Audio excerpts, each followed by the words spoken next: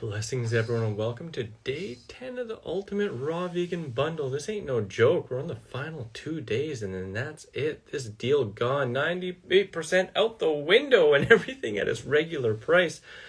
Just poking at you, because seriously, we get so many people who say, I missed it. Like, can you please give it to me? And we don't do that. No extensions. After tomorrow at 11:59, the bundle is gone, and that deal is over. So if you haven't checked it out yet, I highly encourage you to check it out either on my link or in Raw Natty Nate's link. And that's who we're inviting on for this epic live today. A fun interview into his amazing book and his entire mini course, rather, in the bundle. It's not really a mini course. You know, and that's something we're going to get into. It's pretty ridiculous, and I've already heard a lot of people raving about it. If you don't know what it is, we're talking about sprouts, krauts, and mini greens in the e-course. It even says mini e-course. I'm sorry, Nate, dude. It ain't no it ain't no mini course, man. So we'll see what happens when he gets in here. Oh, there we go. What's up, brother?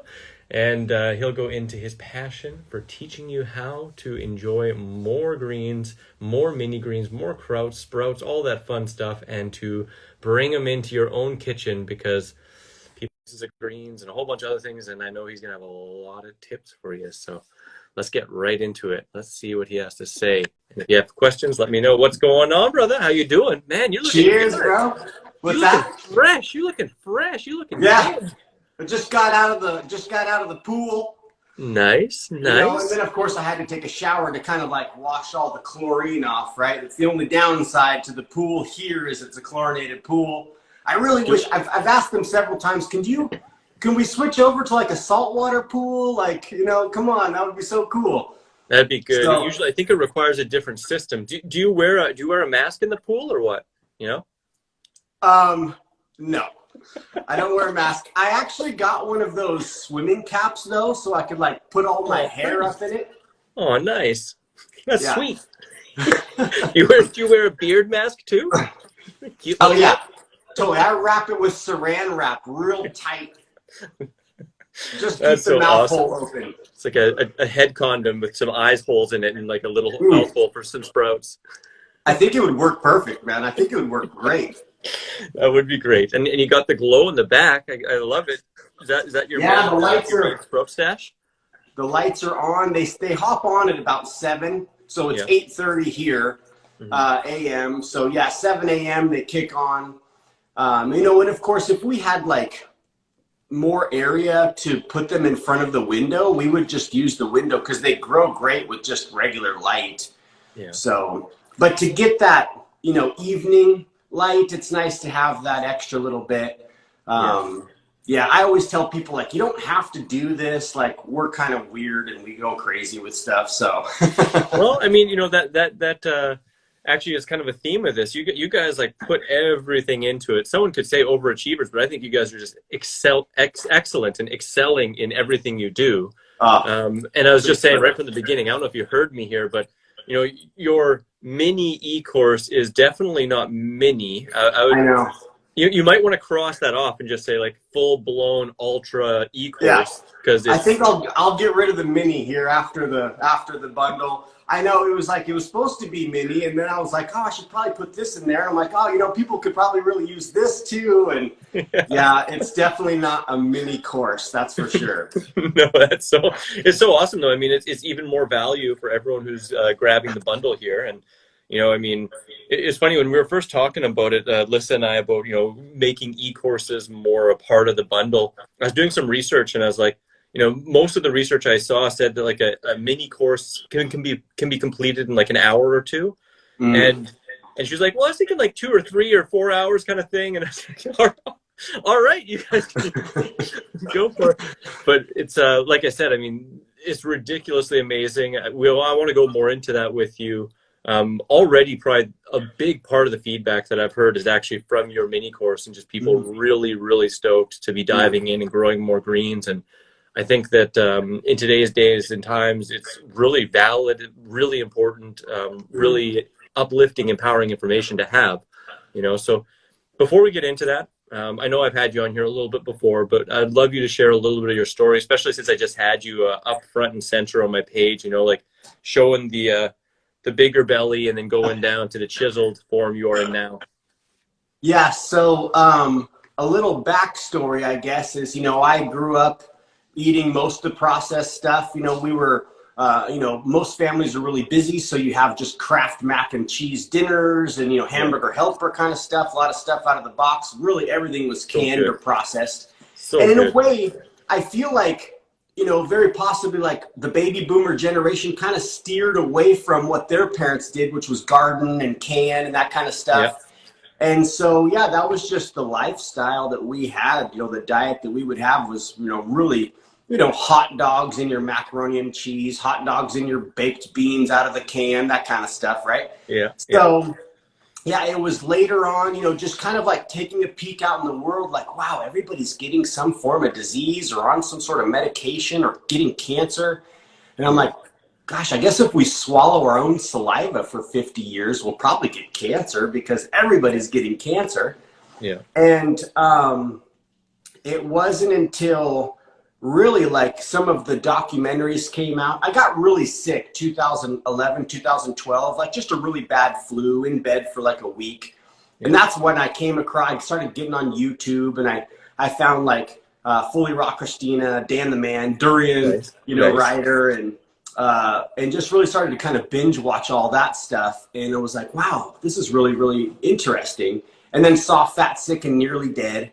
And I was like, gosh, I better buy a juicer and start getting on this, because I myself was, looking at my reflection like, I'm looking like my family members and friends. We're all getting bigger as time goes. We don't look like we did when we were in grade school or high school anymore because of the food and the beverages that we're consuming a lot. And so after watching the documentaries, kind of, I was like, okay, I'm going to do this plant-based vegan thing. And it was really hard. Like, it's like easier to change your religion than it is your diet. Yeah. And so I just kind of put the blinders back on and went back to eating the cheeseburgers and the steaks. And, of course, lots of friends and family were praising me on that. Like, oh, good, Nate, you're back. Get over here. Yeah. Yeah. So, misery likes company. Yep.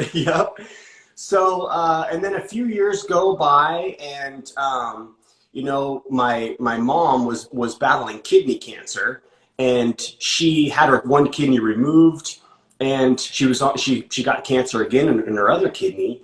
And then we were like, well, there's got to be a way to do this naturally, so where you don't have to get both kidneys removed and be out on dialysis the rest of your life. So she kind of went more of the extreme route, because of course she's fighting for her life, really. So she found the grape cure.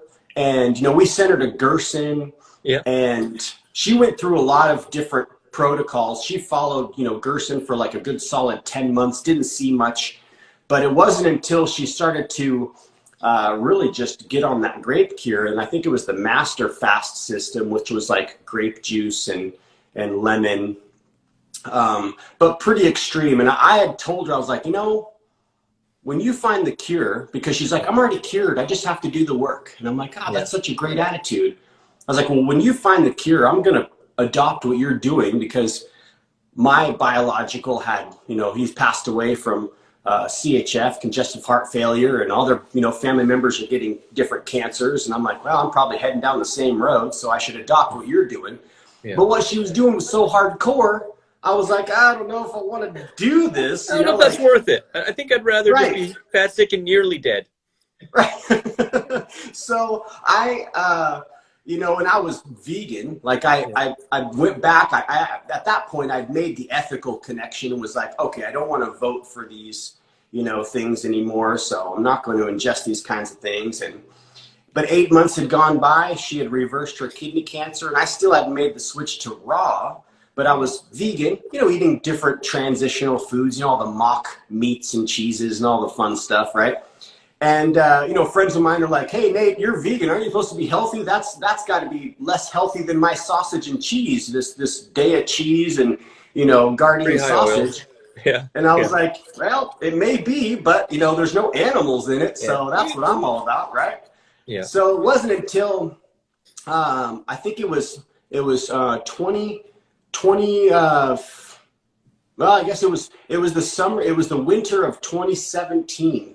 2017, went skiing, and I was snowboarding, and I was riding single, and this guy was like, single, and I'm like, raise my hand. So he hops on the ski lift with me, and we start talking. He's like, so what do you do? And I was like, oh, I'm a medical assistant, work in the hospital, and start talking about, the different areas that I worked in the hospital and what I've seen, and told him about my mom reversing her kidney cancer with raw foods. And he's like, yeah. He's like, I reversed my stage 4 colorectal cancer at the age of 42, and I've been a raw foodie ever since for 44 years. And I was I'm like, you're 86 years old? Yeah. He's like, yeah, 86 this year. I'm like, no way. Oh my gosh. And I told him, I was like, yeah, I told my mom, hey, I'm going to do what you're doing, and I'm like, what was his name, by the way? So his name was John, and I wish that I got his last name and his phone number, and he was on skis. So, when we got off the lift, he took off. I couldn't catch up with him. I had to sit down and strap up my boot, But I remember at the end, I was like, sometimes we don't want to listen to our moms, right? Yeah. And he took off his goggles and pierced right into my soul and was like, you should listen to your mom, Nate. Yeah. And I was like, so awesome, one of the many raw foodies or people that have healed themselves who aren't necessarily on social media making a following out of it, right? And there's a lot of those. Yeah, he wasn't on social media. He was just living his life, and and he was, he was 86 years old, man, 86. Yeah. And so I strapped up, tried to catch up to him, couldn't even catch up to him because he'd been skiing since he was 7, so he was a real amazing skier. But we're heading up this Black Diamond run, and I told him, I was like, I will never forget you, John, because I've always pictured I would love to be up here on the mountain with my grandkids. It's such an amazing environment, skiing. So really, that was the catalyst. That's really what made the switch go off upstairs. And I went home that night and was like, I need to figure out this raw food thing. I need to figure out how I can do it without having to, cleanse or fast or anything like that. I just want to live this healthy living lifestyle. And what he was all about was living foods, sprouts, right? And living foods. He's all, what do you want to be? You are what you eat. What do you want to be? And I was like, well, I want to be, living. And he's all, so you eat living foods. And I was like, son of a, that makes sense. So I went home and, I found lots of, interesting content on YouTube about raw food. And I came across Lissa. And I really liked her message and just her energy. And she had beautiful, delicious looking meals. I was like, I could eat that. Oh, I could eat that. I was like, I could eat that every day. That looks good.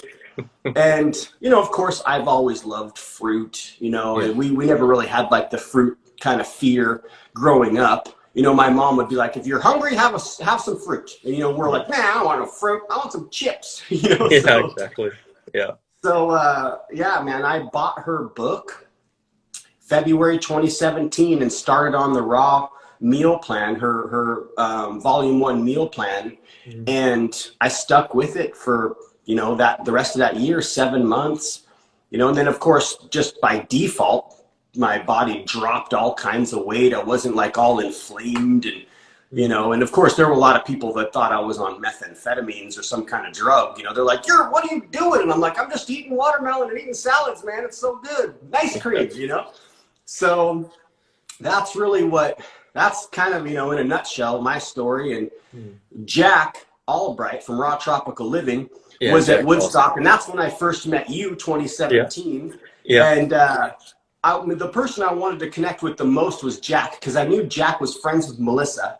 And I was just really enthralled with Melissa. And he was like, I got to message her, to interview you for her testimonial for her book. And so we had that testimonial call, October of 2017. I dropped nearly 60 pounds, and got rid of my asthma. I'd always have to take Claritin every year, really bad allergies. Sometimes I'd be on Flonase. Always had an inhaler with me, because I've had asthma my whole life. And all that stuff was the first spring and summer that I didn't really feel how I normally would feel. And I just, how the way that it is normally people, we get together, we have these delicious meals together, and we sit around and talk about, the older you get, I find, you know, when before I was going raw, and even now, everybody just kind of measures up, what medication are you on? Oh, you're taking some statins? What milligram? You know, like it's just normal. You know, we just compare what kind of medications we're on. And that was the first year, man. I was like, wow, I don't have to carry a roll of toilet paper with me everywhere to blow my nose all the time. And I thought you were going a different direction with that. I was a little worried. Yeah. Well, yeah, definitely. And of course, everything was moving nice and smoothly there, you know, because that's another thing that we have. That's why colorectal cancer is like the third leading cause of death, you know, and is because we're like chronically constipated, you know, we have such such dehydrating foods, and everything's like, you know, so high salt. And of course, you know, it's really delicious right here, right? You chew it up, you're like, oh my God, this is so good. Grease dripping. But as soon as you swallow it, you're like, oh, I don't feel so good, right? So, yeah, man, that's really what you know, that's how I entered into this world. Was I got on YouTube, and luckily I found somebody with a sound message in mind, because, you know, there are some interesting, you know, messages out there. And, you know, so yeah, followed her book along. And then after, when we got back October, we did that interview, Lisa and I, and we just hit it off, man. We became like really good friends. The next day, you know, in the dating world, right? If a girl messages you the next day, you're like, ooh, this is a good sign, right? Yeah. So she messaged me, and I was like, oh my gosh, Raw Food Romance is messaging me, right? And we just became really close. And, you know, as the story goes, like it goes, of course, different, you know, a couple different ways, but we're married now. I married the individual who wrote the book that I bought that changed my life. I married the author, man. Like, it's so, like, mind-blowing. Does she keep that over your head? Like, you know, I kind of helped change your life. You got to do this for me now, you know? Like, luckily she doesn't. Luckily she doesn't. She's a Canadian, so she's got a real good heart, you know. Apologizing all the time. Yeah, if she was an American, now I can see maybe she'd use that angle, but was it the 2019 Woodstock you got married, right?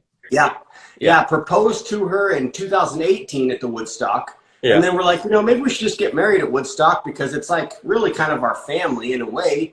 You know, I mean, we all have blood relatives, right? But we only have so much family, and you choose your family, and we really felt like this is like our family in so many ways. And so, yeah, 2019, man, we got married there. Now, that was the year you got injured, right? No, I was there. I got injured in 2018, so I missed the proposal year, but I was there for your marriage year. Okay. Right. Okay. Gotcha. Yeah. So that was it. That was the last year we've been, because 2020, the turn of events, we missed last year. We were contemplating going this year, but we really wanted to go see Rick and Karen Dina and stay up with them and start their class. And that's in August. So we might not make it this year. You're going to start their class. That's awesome. Their class is really good. Oh, we're so excited, man. Yeah, no, I can't recommend that highly enough. I went through it myself. Actually, the year Camilla and I were injured, during the time we were injured, we took that class because we figured we have a little bit more free time, you know. And yeah, that was the last time I was at Woodstock as well, and I wasn't able to make it last year, and I don't think I'll make it this year either, but I'm hoping, but time will tell. And I still encourage everyone who can to go to Woodstock. It's seriously the most amazing festival in the world, and such an amazing time. Yeah, even if you're not vegan or vegetarian or a raw foodie, you know, and you're just an omnivorous eater, like that is an amazing place to go. So much love. And I've met several people that are like, I'm not vegan. I just come here once a year because it's just way too much fun. And it's like my yearly detox, you know. So it's the only place you can go and actually get in the cage with the monkeys and feed the animals. So it's pretty good. So true, bro. Oh my gosh. Yeah, it's next level. I've been to a lot of festivals growing up, going to a lot of different music festivals and stuff, and there's no festival like the Woodstock Fruit Festival. So yeah, highly encourage whoever's listening to this, look into it, check it out. It's going on this year, and you will not be sorry. It's all inclusive. You don't have to bring any food. You're fed the whole time. It's kind of like a little fairy tale sort of summer camp, something out of Dirty Dancing, maybe even, you know, the way that, you know, the stuff is set up. There is a bit of that. with some of the talent shows and some other stuff. I should actually mention too, if anyone is thinking of going, and it's their first time, you can get 100% off with my code BANANA. So could suck that up. I have two questions for you. Wait, not 100% off, right? $100 off? $100 off. Yeah, 100% would be pretty awesome. Yeah. I was like 100% off. I'm like, well, I'm writing that down. Banana is definitely the one I'm using. You're going yourself now. No, but two questions from your story. One, with your mom and the grape fast, how long did she do that? How long did she actually stay on grapes? So she was on grapes for probably like a good, I want to say, if I remember correctly, like a good 5-6 months maybe. Mm-hmm. She was on that protocol. Yeah. I want to say it was something along those lines. I could be wrong, and I mean, it would be cool to ask her, of course, to really get the full I interviewed her story. On my site. I have an interview on my site. Maybe I'll link that down below. That's a lot of fun. And then I'm also curious, because if people don't know, you're a father. You have 2 boys, right? And so what did they think of your changes to your lifestyle and your diet, and has that affected them? That's a great question. So my youngest was 11 at the time, and he really, was kind of a little bit more of a hypochondriac, I mean, not like full blown, but he'd get a little, anxious about certain things, and he definitely did not want to get cancer. With his grandma having cancer and everything that she was learning, he was like, I'm done. I'm vegan. We watched the documentary together, Earthlings, and so that was a real eye-opening for them. For sure. I was like, but they also got to see, I mean, I fished. I was a fisherman. I would go hunting. We actually raised rabbits for meat, and I would slaughter these rabbits, bro. Yeah. Now, backstory, 7 years old. I'm 7 years old, caught my very first fish. We get the fish, put it in a bucket. I'm like playing with this fish. Mm-hmm. And my grandpa and my dad were like, well, we might as well, bring him in and let's go go upstairs and we'll clean the fish up. And I'm like, clean him up? Like, he's like, yeah, we'll clean him. We'll wash him. I was like, he's in water. So my grandpa takes the fish, guts the fish. I'm 7 years old and I lose it, bro. Like, I'm like hysterical. I go to the bathroom. I'm like punching myself, just so mad that I killed this fish. Yeah. And I would have been vegan right then at 7 years old if I hadn't got pulled out to the wood shop and had to talk from my uncle and my dad and my grandpa. Mm-hmm. This is what men do. Yeah. This is, this is how we have to make it. They gave me the full circle talk, right? Yeah. And so you switch it off. It off. And so, going back to the rabbits, it was horrible, bro. I cannot believe, very possibly I might have to relive each one of those deaths. I don't know. Like when I passed, it was horrible that I did that. And I did it for the meat. I was like, okay, this is lean. I need this. Yeah. High protein. It's like homesteading. We had chickens. We had a garden. And, you try to just, do the best you can with what you have. And the concept was this is going to be, delicious, nutritious, and I know what goes into it. No antibiotics, no hormones, that kind of stuff. But horrible, and ate fish, went fishing. Fishing was so much fun, just being out there in the morning, right? Yeah. So, man, that's where I would have been. I would have been vegan right then. But the boys, the boys had seen me slaughter the rabbits, and it was hard for them to see. Like, I didn't force them, but I was like, look this is what men do, right? Mm-hmm. You got to be able, like, this is how we're going to be able to sustain, we know what's in this meat. Gave them the full meal talk, the full spiel.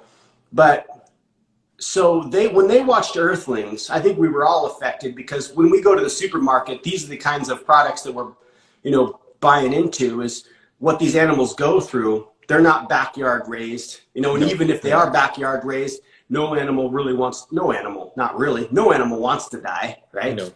No. So they were affected by that, and my youngest became vegan and wanted to be sugar-free, gluten-free. We would go to like the baseball games, and he'd be like, nope, that's got milk in it. Nope, yogurt, you can have that. I'll take the oranges. And I'm like, wow, this kid is like, he's on to something. Yeah, tapped on. So he made the switch. He was vegan. And when I went raw, it wasn't too much of a, big thing for him. My oldest, though, wasn't vegan because he had, a little bit, tighter knit group of friends, and he would go to their houses and they would like poke fun at me, their parents, you know, like, and so it took him a little while, but so Jacob, my youngest, was the only boy in his school that was vegan. Nobody, I think there was like one other girl that was vegan, but there were several girls that were vegetarian. And he stayed vegan throughout his entire high school, all 4 years. And he's still vegan to this day. He's 19. And my oldest became vegan like a year or two later. And he's 21 and he's also still vegan. Ethical vegans. So they eat high raw. Jonah's definitely high raw, and he's been to the festival. He was there last year. And so, yeah, it's pretty wild. I think I'm really glad Jacob and Jonah both were able to go to Woodstock Fruit Festival in 2019 for our wedding. So they got to see, they got to really see that, you know, this is a way of life for a lot of people, and it's sustainable, all ages. If you are, you know, doing it, you know, balanced. Man, that's so awesome. It's so awesome. And it really shows and paints that picture how against our true instincts it is to take others' lives. And like, I mean, it's been shown in studies, I know, that if you're not basically put into that situation by the age of 7, you'll never have a taste for killing yourself, you know. And that's why also, I mean, you know, generally speaking, you're told to kind of watch out for kids that like to torture or kill animals for fun, because, you know, that spells trouble later, right? Kind of crazy stuff. Right. That's right. And I just asked, where is it in Cali? I heard that there's a fruit festival in California. Yeah. And we've always pictured there should be some, you know, fruit festival West Coast. So I just asked. I can't scroll back. You know how it is with the comments. Yeah. As a guest. But yeah, it'd be really cool to find out when it is and where it is, because that would be really fun to go check out. I just got invited to speak at it, actually, but I haven't looked at the email. Okay. Let's see, but it's somewhere. I know I know that I'll be doing a talk over online on the 11th of June, I think it is. Okay, 11th of June. So it's in June. Yeah, 11th of June, 2022. It looks like, it's a virtual California Fruit Festival. So I don't know that it's actually going to be live unless there is 2. But this is the one that I've been told about. The Canada Fruit Festival, virtual, Saturday, 11th of June, 2022 on Zoom. Okay. Yeah. Gotcha. Yeah. Oh, man, that would be cool. Yeah, absolutely. Absolutely. So it's pretty fun, though. You went from raising rabbits to raising sprouts and greens and raising your health, right? So yes. So what really got you super intrigued into microgreens and sprouts and all this stuff? Well, it was that guy, John. Yeah. Yeah. And I started sprouting then. I was sprouting basically that night. You know, I got a couple seeds, so I started sprouting my very first jar pretty much like a couple days after I met him, and have been incorporating sprouts the whole time since 2017. And I didn't actually start growing microgreens until a couple of years ago. I grew a couple little trays, but it was always kind of intimidating. Like, I'm like, oh, that looks a little intense. I don't know. Like, it looks beautiful. I want them. I understand the power and benefits of them, but a little intimidating. And so it wasn't until just this last summer when we moved here to Vegas, I was like, wow, we don't have a space to do a garden. You know, where we were at in Ashland, we had a couple raised beds that were in our condominium. So we were able to grow lettuces and a few different things, some peppers and stuff. And it's always nice to have a garden going. And I like to just sit out there and get my hands in the dirt and stuff. And I really was like, gosh, this is going to be interesting because we're living in this high rise downtown on Las Vegas Boulevard, and last place in the world I ever thought that I would live. But this was a great way to get going farming in our house, and it's a vertical, you know, it's vertically. So on these shelves is so nice. Really kind of what inspired to go this route was our friend John Kohler. You know, he was talking about, he's like, oh, you guys can get a rack and start growing microgreens in here. And I was like, oh, that's a great idea. Maybe we should just do that. So then I really started to kind of geek out and just, you know, watch as much in, you know, YouTubes and different, you know, just absorbing all kinds of information from different growers, connecting with different growers online. And then I was like, you know what, this is something that everybody should be doing. Like we all should be growing a tray or sprouting. And, you know, the Krauts, the sprouts, Krauts, and I just learned that Krauts is actually like, I learned, you know, I don't know if it was, Ronnie was saying that the Germans called, you know, like, I don't know if it was the Nazis or something, they called them Krauts. So I'm like, oh man, I didn't realize, but it's supposed to be sauerkraut, just short for sauerkraut. But fermented foods are really healthy for us as well. So these are all things that we can do. It doesn't matter. You could live in an apartment with no windows, you know, like, and essentially grow if you can get seeds and you can get access to water and a light. And it could just be a little desk light even. It doesn't have to be, like, these aren't fancy grow lights. These are just cheap shop lights that I bought off of Amazon.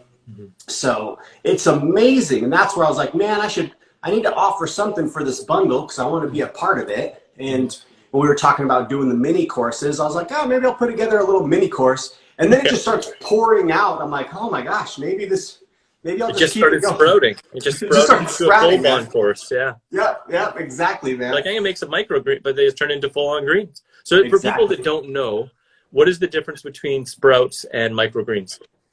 So the difference is the sprout is the very first stage of the seed going through germination. And it's basically sprouted what's called the radicle, which is the tail, and it sprouts the little stem, which turns into the cotyledon, which is going to be the plant. So that's what a sprout is. A sprout is basically just something that's been activated by the magic elixir of life, which is water, right? It gets, it gets the water, and it's sent the message, oh, it's time to grow. So it becomes, instead of being dormant and protected, it just starts to actually grow. It's alive at that point. So that's the first stage. Anywhere from 2 to maybe 4 days is your sprout stage. And anything after that, say if you put that sprout in dirt, anywhere from 6 days to maybe 20 days at most, 20, maybe 24 days, is the microgreen stage. So it's growing really fast to become that fully mature counterpart. So it's actually more nutritious than a sprout, a microgreen is, but it's basically just the next stage of the growth process of that plant. So what would you say are, 1, your favorite, and then 2, the easiest, both sprouts and microgreens to start with? Great question. My favorite, both Liz and I's favorite for sprouts are lentils and mung beans. So good, good. And of course, alfalfa sprouts are delicious. You can sprout anything that can grow. Everything starts, every single plant in the plant kingdom starts off from a seed to a sprout. So you can really sprout anything. And then of course it'll grow into the fully mature. But lentils and mung beans for sprouts are so easy. You can soak them overnight and you can eat them the very next day after when you wake up. You could have them for breakfast if you wanted. But you let them go that day until the nighttime. So essentially 24 hours. And they're perfect. 48 hours, the radicle starts to pop out, which looks like a little tail, and they're great. And you can let them go for a little bit longer, but those are really easy to do. And for microgreens, I would say radish is a great one to start with, even though it's a little spicy. They're really just like a strong, hardy crop, and they're hard to mess up, and they're probably one of the most nutritious out of all the microgreens, the radish microgreen. Peas, of course, are really hardy and really fun to grow as well, and they grow so fast. So creamy. So definitely radish or pea would be a great one to start with. And then I would probably say like broccoli, would be maybe the next one if we were to go, down the line. You ever have some of your microgreens get a little bit like, a little over eager and you're like, oh, I'll put you aside and turn you into a full plant? Or do you usually get them before they get there? Yeah, well, I haven't actually, I've got a tray here. This is a tray of cabbage, red acre cabbage, which is just this beautiful purple. And you can see these leaves are kind of popping through here on the top. These are all the true leaves. So this is actually a crop that has gone longer than what would be ideal to harvest for microgreens, but they're grown so tightly together that it's hard to let it go into the full, mature plant. I mean, maybe if I were to take it and take it out and then plant it into something. That'd be kind of a fun experiment. But no, I haven't done that, but it definitely would grow into the fully mature, counterpart. But their grown microgreens are sewn so tightly together that I don't think that, they'll ever make it to it's like a fish in a small pond. They never get bigger than their environment, eh? Right. Yeah. Right. Exactly. So back there, you have a pretty hefty amount back there. Would you say this amount that you have here allows you to get a large portion or the bulk of your greens of your everyday diet for both you and Lissa? Or a good bulk portion, especially growing them now like that we have been on the rack and keeping the cycle going. Of course, we still eat romaine and endive and radicchio and like the mixed greens and maybe some spinach, some arugula. We still have our other greens, iceberg. But we add microgreens to everything now because, of course, now we have so many, we have to eat them, right? And that's why we wanted to grow them. They're so nutritious, and you get all kinds of micronutrients. And this is just a little kit that we got from the farmer's market, and this is the 8th day for these peas. Look at 8 days. Wow. Damn. So it's like you could grow just a small little container.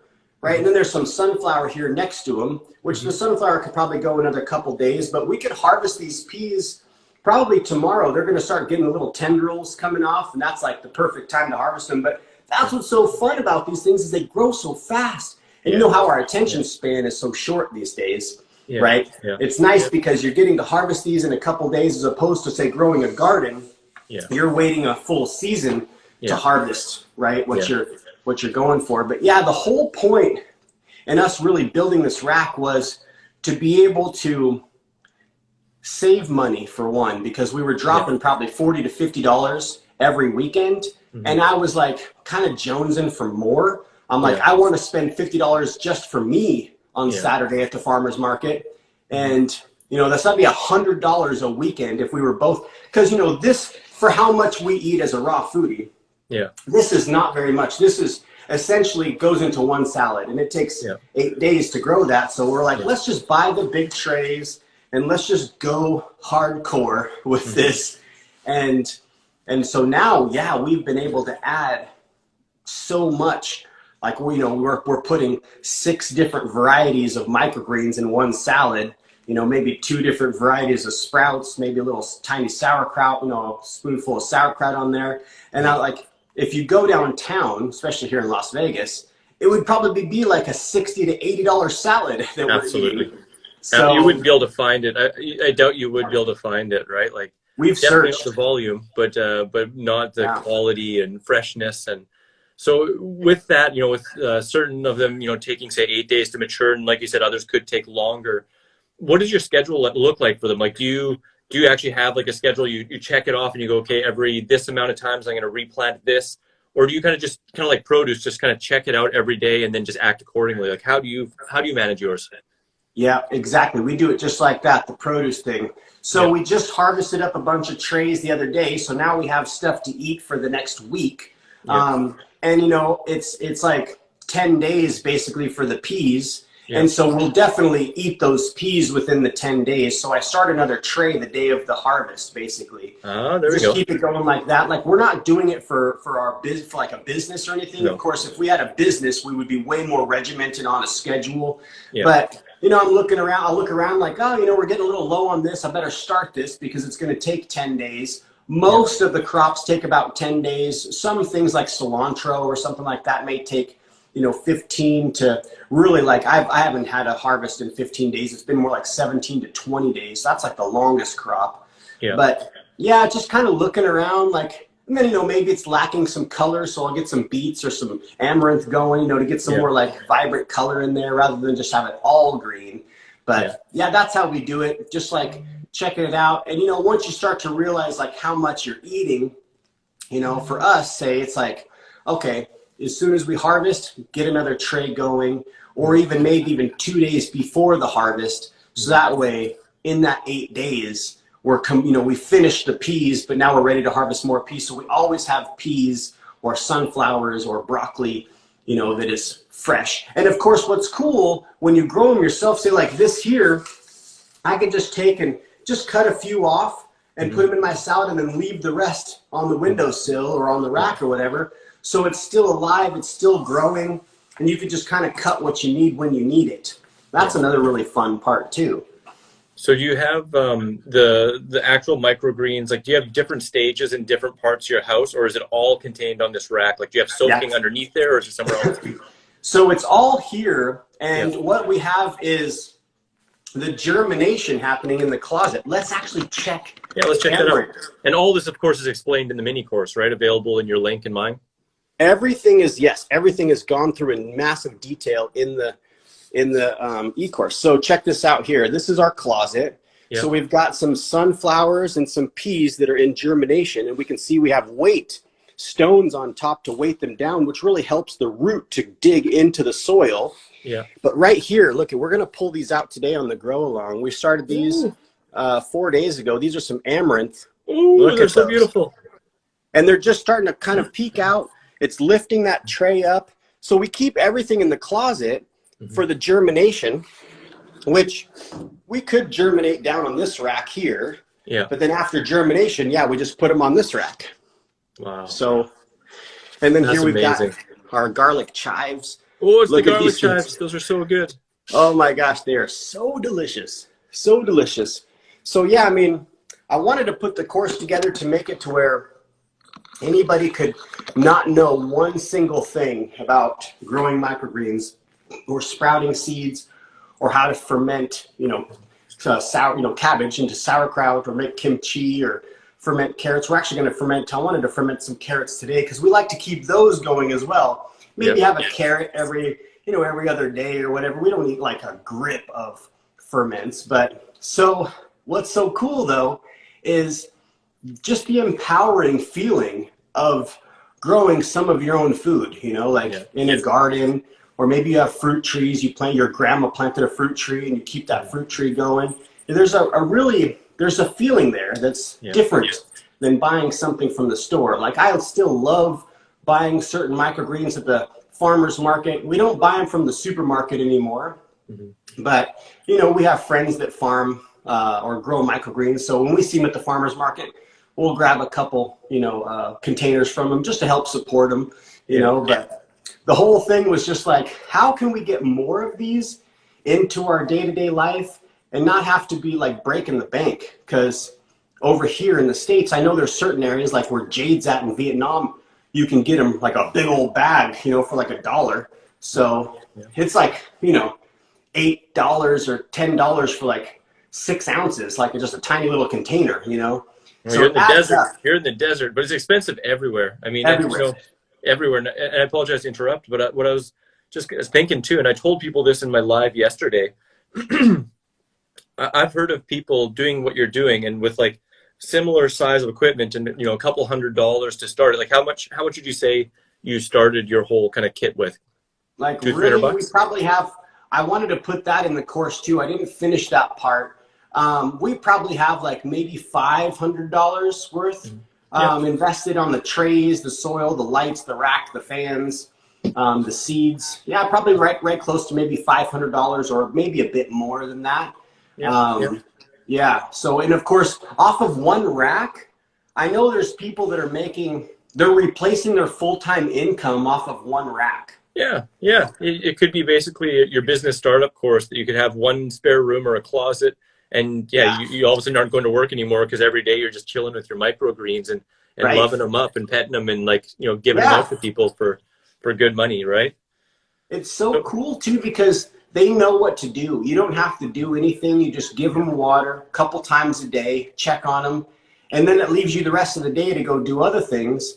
But yeah, I mean, I've got a couple of grower friends that are making $40,000 a month. Of course, they've got a much bigger operation than one rack, but they started with one rack. Yeah. And it's amazing. I've got several friends that are making 6 figures plus a year off of their microgreens business. And some of them have a room basically this size and they've got like 4 racks going and they just sell direct to customer, to the restaurants. It's nice if you're to go into a restaurant and you're like, all right, to the chefs, here's your tray of microgreens. They give you the empty tray, right? We've thought about maybe doing that to some of the places down here Yeah. But at the same time, I'm like, I don't know if I want to share these. Like I we hear want to you. eat them all. You maybe just need a second or third rack, right? Yep. Because Yeah, who that is the knows? difference, man. Like you go to a fine restaurant and they have like microgreens, like it brings them to that 5 star, I think, like 100%. it ain't no joke. Is I there know I've said you could just take we got a salad the other day downtown Las Vegas, and it was pathetic, Chris. It was literally 3 fingers worth of mixed greens. I mean, I swear it was no more than 3 fingers in a bowl, and with 2 slivers, like skinny slivers of radish, and 2 skinny slivers of golden beet, and 3.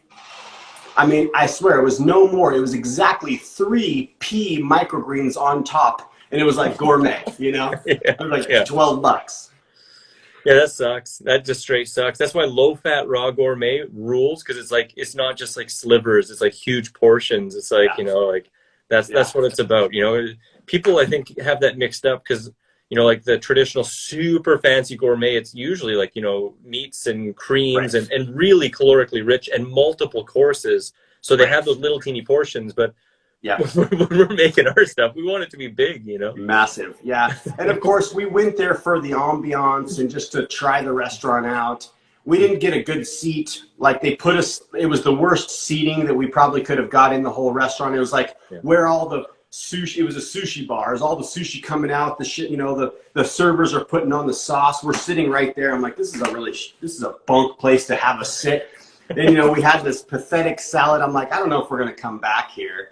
Because there's a place called True Food in the forums, the Caesar Palace forums, and they were really cool. And they're like, hey, call us in advance. And, we've got a vegan chef back there. If you can let them know, because we told them like, hey, we're raw foodies.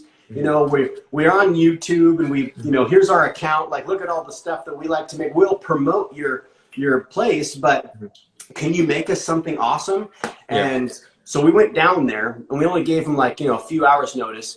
And it was same. It was like pathetic, bro. Yeah. And I mean, if we could come and show them like, hey, this is you would bring our bowl or something like this is the kind of, can you make us a salad like this? It would probably be $50 though, or $60.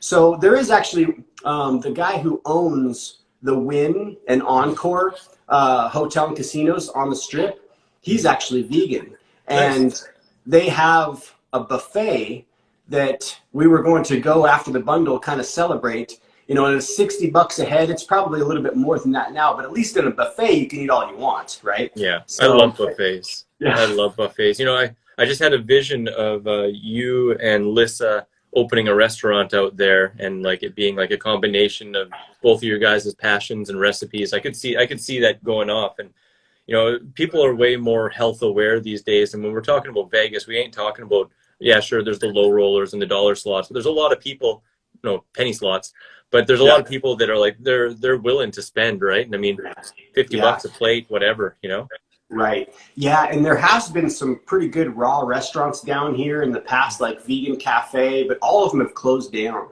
Yeah. And so it's kind of sad. And I know Liz and I have, we've gone over a few times, talking about like, of course, the work that is involved in opening a restaurant and running a restaurant is, it'd have to be a labor of love for sure, right? Oh, you don't want to run it. You just want to build. You just want to like start it. Start it. Yeah. Like I would love to start it, and I would love to train, people to and how to prepare these sorts of foods.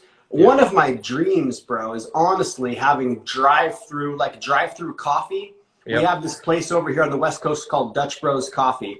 And I used to work there, and just the energy is awesome. Of course, it's coffee, so people are really, highly addicted to this, this drink. So it wouldn't maybe be drawing people in the same, but like banana and ice cream, or like you could leave with a full Thai coconut. You know what I mean? Like here, coconut water. It's just you have the barista back there smacking it open, right? Or like, oh, you want a wrap, right? Okay, they're like cutting the microgreens, making you a wrap, and you drive through. And of course, like having like a TV screen. So when you order, you're sitting in the drive-thru. You're like, look, honey, this is what we ordered. Look at all the nutrition facts, right? Some sort of cool thing. So that's really like, that's on my fifth burner of my 4-burner stove, so to speak. It's kind of off the burner, but I think it would be so cool if we had some place like that an option, because there's just no options. Absolutely. Absolutely. I've had the similar dream, and I think we'll see more of that in times to come for sure. I even actually had a business plan for a raw Cinnabon Starbucks mix. I was going to do like a raw breakfast kind of brunch joint with like, raw cinnamon buns and hot drinks and cold drinks and like liter smoothies and stuff like that, but then when I priced it out in Vancouver, BC, and like started looking at distributors and stuff, it was like crazy, right? I know if we had, really, I know that if we were focused there's an abundance in the world. We could draw in investors and we could really put something together. But of course, if that's why we're like, we'll just write the books with the recipes. And that way people from around the world can, because we've had a lot of people, like say from Germany, you guys should start a restaurant. And it's like, when will you ever come? Like, you're in Germany, Buy the book, you can make it.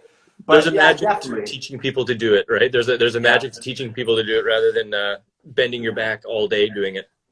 Right. I mean, it's a beautiful, the vision is beautiful. Yeah. But of course, what's entailed, it's like, it might be the death of us if we were to try to pull something.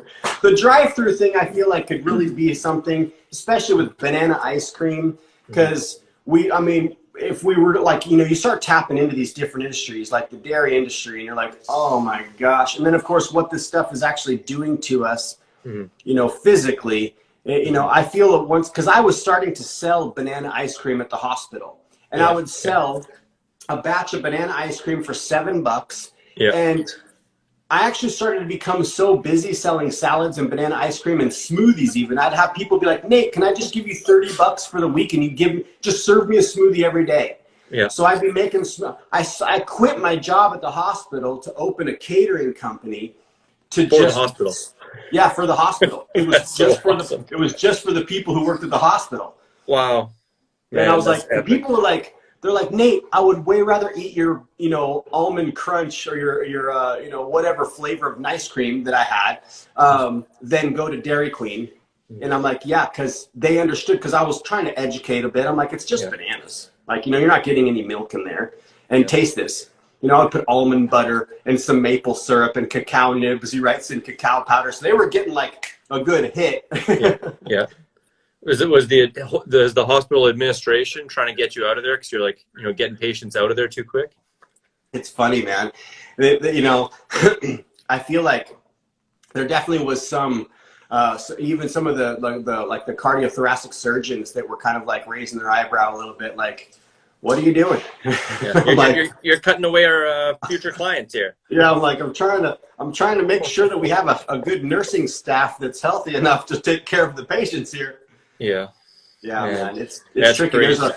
There's a lot of work to do, and that's where like the course comes in. It's like, if we can all share a little bit of what we have to offer, and like I said, you don't have to be a vegan or a plant-based eater to enjoy these kinds of foods and to get the nutritional benefits. And I feel like no matter what diet people eat, when they get a meal, say a big juicy steak or something, and it's got a few microgreens on the plate, it's automatically gourmet. Yeah. And they feel like, oh, this is a healthy meal, right? They got a couple of living greens here on the plate.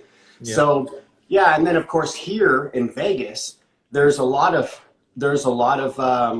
individuals that really could benefit from eating these kinds of foods more and more. So I feel like if people knew how easy it is to grow them, because you water them before you go to work, you go to work, you come home, you give them a little more water, and then like in a week you've got fresh food to eat. Yeah, so fast. It's so much fun. It's so easy.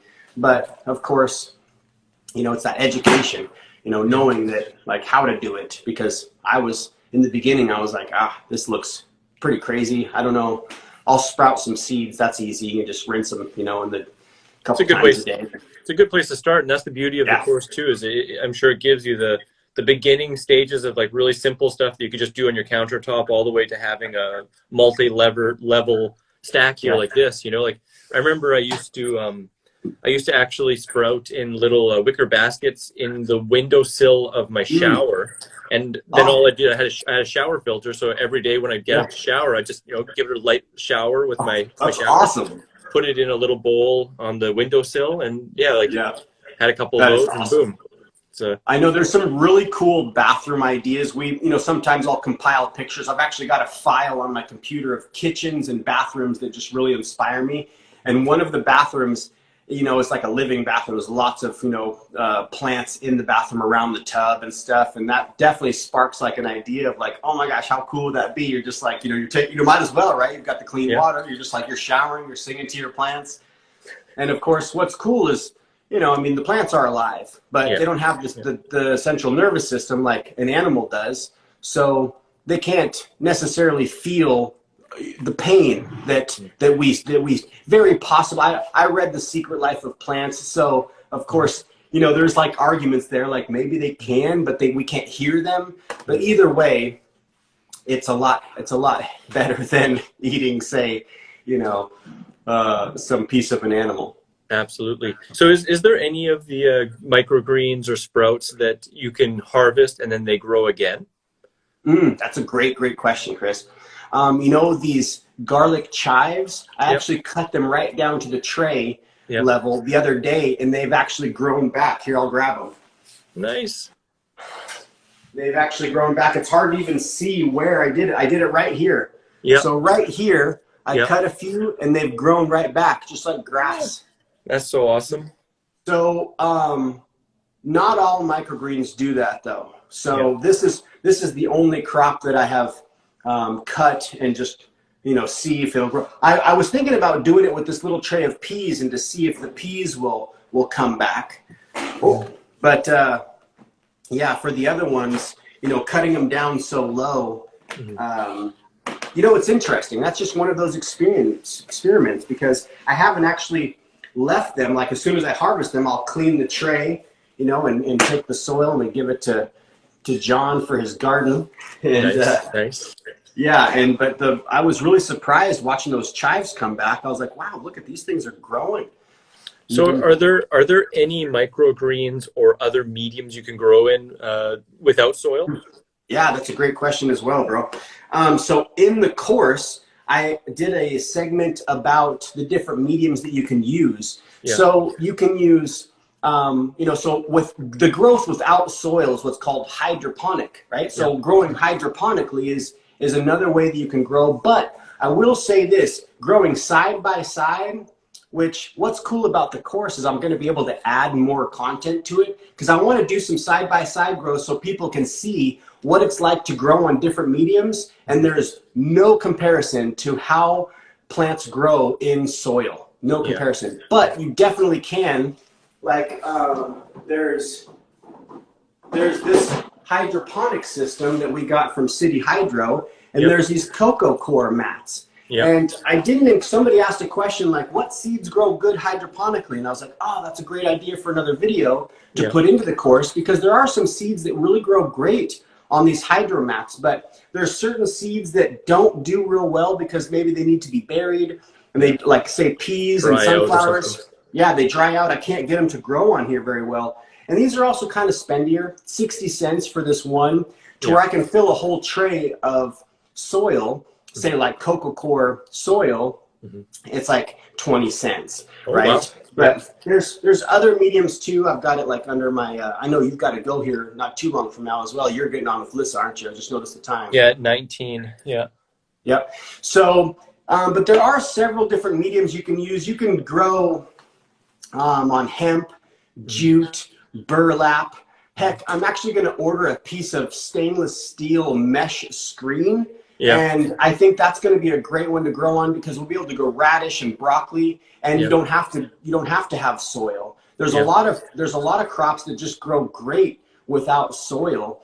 So, and that can be really efficient. So, have a stainless steel screen, you can just wash the screen and reuse it over and over and over again for forever, basically. But there are certain crops that soil, like you have to kind of maybe bury the seed, like these garlic chive. I did grow garlic chive on here, but they were like I would say a tenth of what they are doing in the soil. We still grew them, but they didn't get much taller than this, and they just kind of stunted out. And of course, maybe I hadn't perfected the process, but yeah, certain mediums are just, soil, I feel like in so many ways is the best, but of course hydroponic growing is good as well if that's what you have.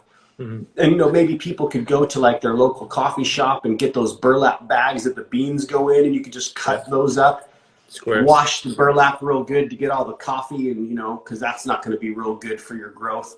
And use burlap. Cool. Or an old t-shirt. Put an old t-shirt down in there. It's just something for the roots to grab onto, really, some of these. Yeah. So I've seen some people use even like paper towel, but of course that could rip up and stuff like that, and it's paper, so better. Right. Yeah, paper towel, or like this one here we have grown. I've got a couple grown on this BioStraight, which is just this like, it's just like almost like not really like a foam, but it's meant for growing on, and it's really efficient. Like I think I spent less than 10 cents to fill this whole tray with this piece. And the radish are growing great on this. Yeah. But side by side next to dirt, it's like the dirt is twice the growth. Well, I guess it's sucking up lots of nutrients, and there's the probably bacterial kind of combination between there. And... Right. The one medium that we really prefer to use is coco coir. So it's just this block. You just add water to it. It's just coconut husk. And this works great because there's no like compost or worm castings or fungus in it. Of course, that's going to be the best soil to get. But this is nice because it's nice and clean. We don't have bugs flying around in here. So we use coco coir predominantly. And for the grow in the course as of now, this is what I grew with and, was teaching to use predominantly in the course was the coco coir. And this whole block gets me about 10 by 20 trays. Works out to be like less than a quarter a tray. This was like $7 shipped right to my house. Man, that's awesome. That's awesome. Someone was asking, can you recycle the soil? Is the soil good just for one tray? That's a great question. You definitely can recycle the soil, but it would take like months. About 3 to 4 months to kind of break down, for those roots and stuff to break down to where you could kind of sift it and filter it and reuse the soil. I know some people have taken and used these, like cleaned them off, boiled them, even like baked them in the oven to try to get them clean. And it's a lot of work to recycle your soil, or say like the grow medium that I just showed you with the radish growing on, that would be really hard to reuse. And being that it's so cheap. Yeah, right? 10 to 20 cents a tray sounds like it's pretty affordable. It's pretty affordable. And, but yeah, the soil definitely could be, and if we had a yard, I would have an area that I would be putting all the soil and all the coco coir in to reuse it. And we would have I used to have a worm garden. And I really would love to have that again, because you can take the worm castings and the juice of the worm, that's some really, really good stuff to use for your grow. But yeah, you need some space. And, we're limited. We're like, 21 floors up in this high rise. So it's like, how can we do this the most efficient and cleanest way? But this is what's so cool with the devices nowadays, is you can tap into these worlds and learn so much. There's so many different people doing things different ways. And I, by no means, I've just barely scratched the surface. Like, I almost kind of felt like, do I even have enough knowledge to put a course together? And I was like, whatever. Like, I can at least help somebody. Oh, guaranteed, man. I think it's like you've distilled probably hundreds of hours of research into, a handful of hours in a compact form that can really get someone running and growing in their own passion. And I think it's really awesome, kind of like you said too, that, the course, it was marketed as mini, but it's really a course, and people are getting an amazing deal for a course that is ever expanding, as you said. So I would imagine that this mini course will be probably priced higher at some point in the future. So it's like they're getting their leg in there while it's at the beginning, and get access to that growth as you go along with it. 100%, man. Yeah, right now, to be able to get the Ultimate Raw Vegan Bundle, a wealth of information in these bundles, life-transforming information from creators all over the world, is absolutely incredible. Steal for $49. It works out to be like $1.50 per product for how many people we have in there. Yeah. So you're getting, my course for $1.50 basically. And I'll have it priced out after the bundle at $77. Yeah. And eventually, I've had several grower friends that are like, Nate, you should charge $250. This is because I've shown them like, what do you think? Yeah. They're like, no, this should be 200. This shouldn't be anything less than $250. Yeah. And I'm like, wow. So eventually I will raise the price. So for those people who get the bundle, we only have 2 days left. They're grandfathered in for life. They're going to get all the new content that I'm constantly uploading to it, because it won't be like it was supposed to start out as a mini course, but it kind of just like it sprouted.